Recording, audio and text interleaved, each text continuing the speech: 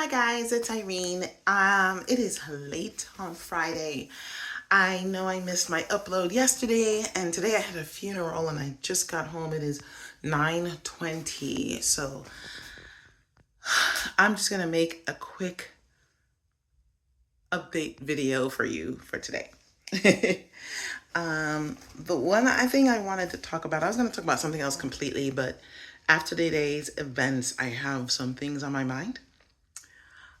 So one of the things I wanted to talk about is the importance of living for what you want people to say about you.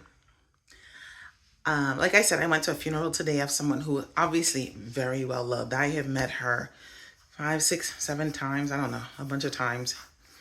And she was always very nice to me. We didn't have a deep relationship or anything like that, but I know she was related to some other people I know. And she was very kind, very nice, always offered food, always offered whatever she had. And from what I was listening to people say about her during the funeral, she was very well loved, the nicest person, loved to smile, loved music, just loved all of these things. And people, a lot of people, her funeral was packed, by the way. There was seats, all the seats were taken, and then there were people standing in the back. Like, people loved this woman, her co-workers, the people at her church, her family, obviously, they loved her. And you can tell that the people there were going to miss her. They were going to feel her passing as a real loss to their lives. So it got me to thinking, what will people say about me? Or what, ask yourself, what are people going to say about you when you pass on? And what is it you want them to say? I don't know what I want people to say about me when I'm gone. Maybe that I loved my daughter more than anything else in the world. Maybe that I helped people when they asked for help. I help people, but I don't have anything specific I want people to say.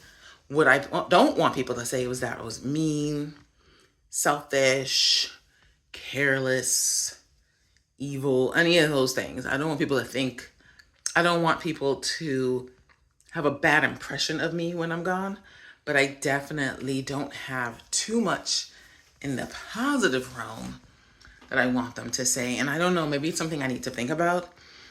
What do you want people to say about you when you're gone? What do you want people to miss about you? That's something we should all ask ourselves while we're here, because if we're not living the life to bring those feelings to the forefront when we die, then we may need to make some changes. And I'm thinking about that myself. One of the other things I noticed, and I had a real regret today, a real true regret. And this regret has peaked itself out little by little here and there. But today I saw it in action. And the regret I have is definitely not having another child, not giving my daughter a sibling, brother or sister. Now, I had been pregnant a second time. It didn't work out. I didn't do pregnancy well. I had a horrible pregnancy with my daughter. So the idea of me having another, getting pregnant after that was, that one was ended. And I'm like, okay, well, that's just me not having any more kids. But I do regret it now. And I say that because what I saw between the sisters who lost their mom, well, they had two different moms. And so the support I saw them give each other. Now, the other one had lost her mom the year before. So they both lost their moms within a year. And the support I saw them give each other was just beautiful. And I realized my daughter's not going to have that. She may have best friends, she may have a significant other, but she's not going to have that sister. Now, here's the thing. I know there's no guarantee that siblings are going to get along. I've seen siblings fight it out physically. I've seen siblings who hate each other.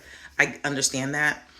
But there is a high probability that you and your siblings are going to be close if you're raised to be close.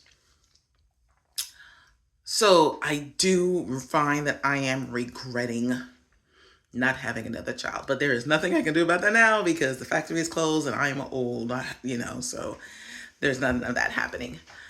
But yeah, it was a long day.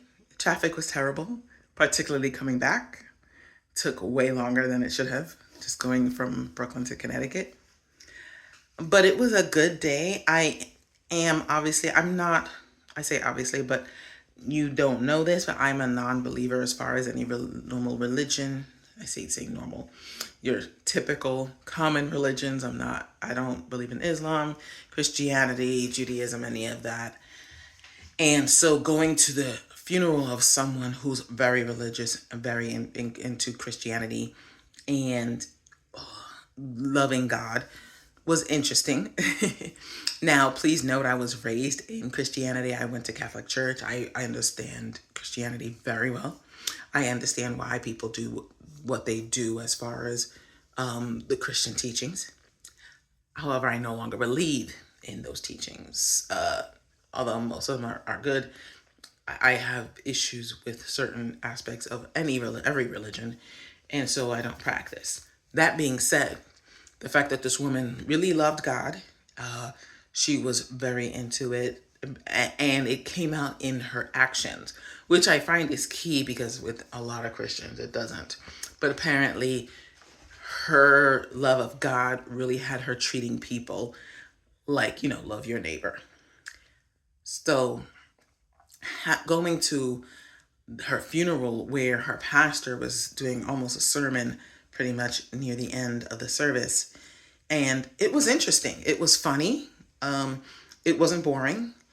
It was interesting for me as a person who no longer believes but respects religion. I was like, okay, I could see me going to his church simply because it's interesting. The way he did his benediction was interesting. And I understood it and I had no issue with it. I just found it interesting, entertaining, not boring. It's not something I would choose to do, but if someone said, hey, I need someone to come to church with me and he's doing the benediction, he's doing the sermon, I'm going. I just want to see what he's going to say and what he's going to teach. But anyway, that was all interesting. And I really had a good day. I had a good day seeing people, watching families interact, thinking about what happens when my mother passes away. It is not going to be like that at all. There's going to be a completely different situation, and that's all her fault. But it was very interesting. So I just want to leave you with this. How do you see yourself? How do you see people reacting to how you pass? What do you want them to say about you? And are you living that life? That's what I want to ask you today. And this is not going to be an edited video. I'm just posting it. And I hope you have a great day. I will see you Monday. Sorry for missing Thursday. It was too much. I'll see you on Monday. Peace out.